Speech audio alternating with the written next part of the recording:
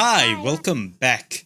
So as we all know, the game of Honkai Star Rail consists of 7 paths or character archetypes, which kinda determines what role they'll have in a party. Each path has an important role to play, and if any one of these paths didn't exist, then this game would certainly be lacking something big. However, there can only be one best path and only one worst path in the game, so today, I'm going to be ranking every path in Honkai Star Rail, just to see which one has the current biggest role to play in the meta, or which path's characters you would be safest pulling for. Really quickly before we start, I'm trying to reach 2,500 subs before the end of the year, so I'd love it if you liked and subscribed. And on your way down there, join the Express Train Discord server as well to stay on top of Star Rail news and have a very fun community to interact with. Now let's get on to it. So I've never done something like this before, it's uncharted territory. I usually rate characters instead of rank paths, and I'm ranking them instead of rating them because it's a lot more nuanced here. Since every path has its place, every path would be very highly rated, but as I said, not every path is the best path, so not every path is number 1 on the list. We're going to be taking a look at what every path has to offer with its characters, its weaknesses, and its strengths, the strongest character in each path, and exactly who you should be spending your jades on. Now let's get on to it. So currently there are a couple contenders for the worst path in the game title. In my humble opinion, it's either Erudition or Abundance. Oh, and just so nobody gets uselessly angry, a path being the worst doesn't mean it's not good, it just means it's not as good as the others. A 2 Michelin star restaurant is still a 2 Michelin star restaurant, even among 3 Michelin star restaurants, you get me? So Erudition or Abundance, which one is the worst path in the game? Before Pure Fiction, Erudition was undoubtedly the worst path in the game. There was no place for it in the MOC, and at the time the current Erudition characters didn't do well in the same uni either.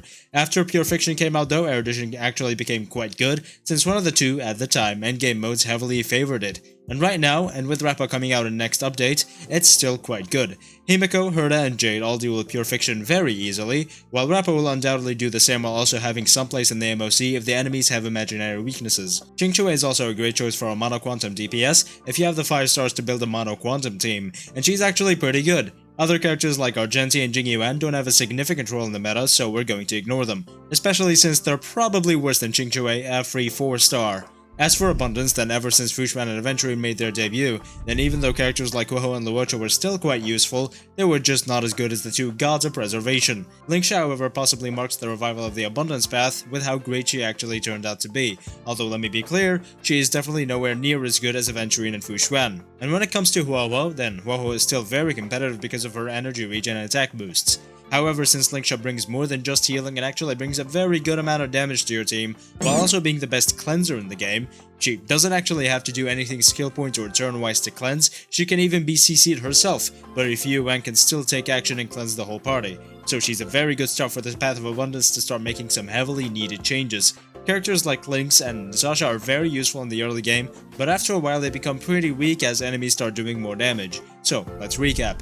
Erudition is very good against one of the 3 endgame modes, Pure Fiction, and one character, Rappa, can prove useful in the MOC depending on enemy count and weakness types. Abundance is good, every game needs a healer type, but with Fushwan and Aventurine's existence, the usefulness of the healer role is nullified significantly. Erudition's usefulness is currently not nullified at all because of another path's existence, so with all that taken into account, I'm placing Abundance in the 7th, or last place, and Erudition in 6th place.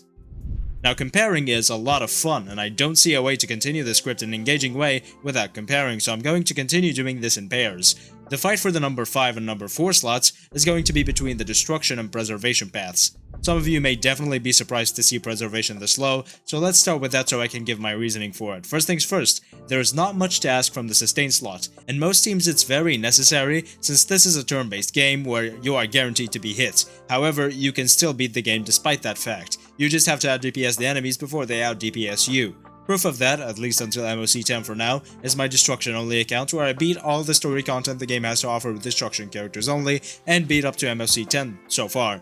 Second, I'm also taking into account the fact that people are a lot more excited about a DPS or support character than a sustain character, because once you have 2 good enough sustain units, you probably aren't looking for many more, which is exactly why the game only releases a 5-star sustain once every blue moon.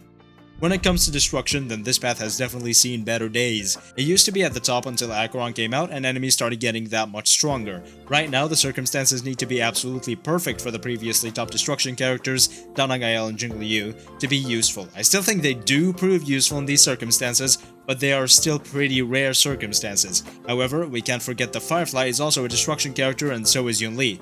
Previously, I've had some anecdotal evidence coming from me saying that Jingliu and Dan Heng were possibly better than Yun-Li, but after this proved to be not the case in the current state of the meta, I can say definitely Yun-Li is better. I don't think Jingliu and Dan Heng are bad characters currently at all though. If you have them, they can definitely prove useful. However, as I said, the circumstances need to be perfect for them to do well in stages like MOC 11 and 12, and when I rated them so highly, the circumstances were probably perfect, which was what swayed my opinion. Right now though, I simply think they're nowhere near the best destruction characters at all, because Yun-Li and Firefly don't need circumstances that are that specific at all.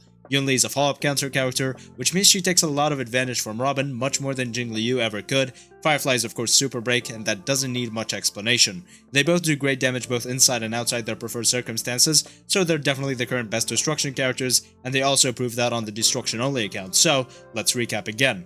Preservation and Destruction are both very great paths. Fushuan and Aventurine are the best sustains in the game currently, providing unmatched survivability and around 25% crit value in buffs or debuffs each. Every account in my opinion needs both of them or at least one. As for Destruction, then while it does contain one of the top 4 DPSs currently in the game, Firefly, and another very good DPS, Yun-Li, I still don't think it's better than Preservation. As I said, every account in my opinion needs Fushuan and/or Aventurine, but not every account needs Firefly or Yun-Li. In fact, my own account doesn't have either and I'm doing just fine and not suffering at all. Granted, I don't have Aventurine either, but without my Fushuan, I wouldn't have as good of an account at all. So for these reasons, Destruction will be placed at number 5 and Preservation will be placed at number 4. The number 3 and 2 spots are a lot more complicated. It's of course between Nihility and Hunt. Nihility has always had a gigantic place in the meta, whether before or after Acheron. Before Acheron, DOT was just as good as it is today, if not better. Still an incredibly versatile team with many options when it comes to enemy weaknesses or number of enemies, and can clear any endgame mode you ask it to clear.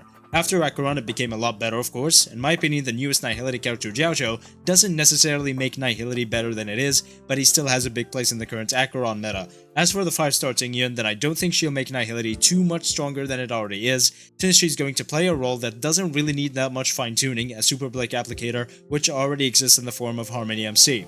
Nihility peaked during Acheron, and it's honestly still in competitive status to stay near the top. It's like the guy that peaked in high school, but he also peaked in college and during his adult life.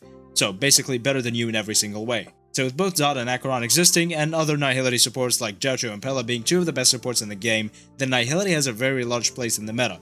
I do believe every account needs Acheron, or at least would be much better off with Acheron than without. I also believe every account would be a lot safer with DOT than without because of how versatile it is. As for the Hunt path, then it definitely fluctuated a lot more than Nihility. At the beginning, it was obviously the best with Zila, then it fell off hard after like 1.2, and stayed at the very bottom of the meta, even worse than Erudition at the time in my opinion, until Robin came out. Yes, I don't think Ratio revived Hunt at all, since it was still very finicky to play even after Ratio. Boothill did that a lot more than he did. Robin, however, is the one that did revive Hunt, and with her it became a lot better. It wasn't until Fei Xiao, however, that Hunt became as good as it is today. Quite obviously.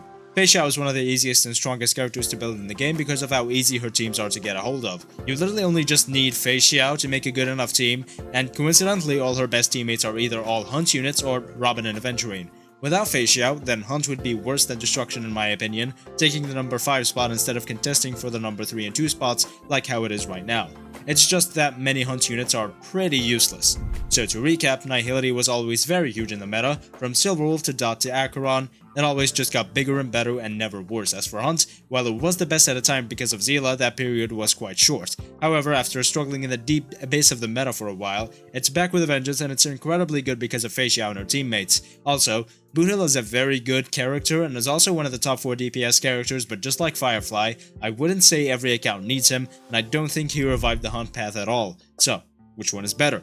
Just like how I think every account needs Fushuan and Aventurine, in my opinion every account also needs both Fei Xiao and Acheron, or would at least see huge benefit from each. Now it's not like you're not gonna beat the game without these characters, but I'm talking about the best case scenarios here. Acheron and Fei Xiao are definitely competing for the top DPS spot, and each of them is going to win depending on the endgame cycle that's going on, whether it favors lightning or wind, AoE or single target. However, I still believe Hunt is only as good as it is because of Fei Xiao, while Nihility is good because of almost every character in the Nihility roster, disregarding Silverwolf, Welt, and Luca. So for that reason, I'm placing Hunt in the 3rd spot and Nihility in the 2nd spot. And finally, we all knew it was coming. The game's real name is Honkai Harmony Rail after all. Harmony is the #1 path in the game. Every single account needs Ruanmei and Robin, undoubtedly, and Sparkle is of course an incredibly large bonus. Ruanmei is the best support for Super Break teams aside from Harmony MC just being the entire Super Break meta. Robin is also the entire follow-up attack meta. It wouldn't be anywhere near as good as it is right now without her. Not to mention of course Sunday, who's most likely going to be the Harmony character that makes the summon meta as good as it will hopefully be. Other than Harmony characters creating entire metas, they also work incredibly well outside their field of expertise, since Robin can sometimes be better than Jiaocho and Pella in Acheron teams, is just the best support in the game for every single other team no matter the circumstances, and Ruanmei following closely behind, while Sparkle is just incredibly good because of her insane damage boost and skill point generation. Other characters with smaller roles like Ting Yun, who has the largest energy regen buff in the game, Asta, who's a good support for the early game, and Yukong, who has the largest crit buff in the game, despite being incredibly finicky to play. And finally, we don't talk about Hanya. So there's the list. Abundance is the worst path in the game, proving the least useful because of the existence of Fushuan and Aventurine. Erudition is 6th, while being the best for Pure Fiction. Other characters from other paths can still clear Pure Fiction. Destruction is in 5th place, while having Firefly and Yunli, I don't think every account needs them or would suffer without them. Preservation is 4th, because you don't ask a lot from the sustain slot, but every account needs either Fushuan or Aventurine in my opinion, preferably both. Hunt is 3rd because even though Fei Xiao is a Hunt character, without Fei Xiao it's not a very strong contender. Nihility is #2, higher than Hunt because it's a lot more competitive even if a character or two are missing, and so its overall value is higher. And finally, Harmony is #1 because it's Honkai Harmony Rail. And that's it, there's my list. Tell me if you would do anything differently down in the comments. Thank you so much for watching. Like and subscribe for more content like this in the future. Remember, I would love to reach 2,500 subs before the end of the year, so make it happen. Also, join the Express Train Discord server for a fun community to interact with and to stay on top of any HSR news. Anyways, I will see you next time.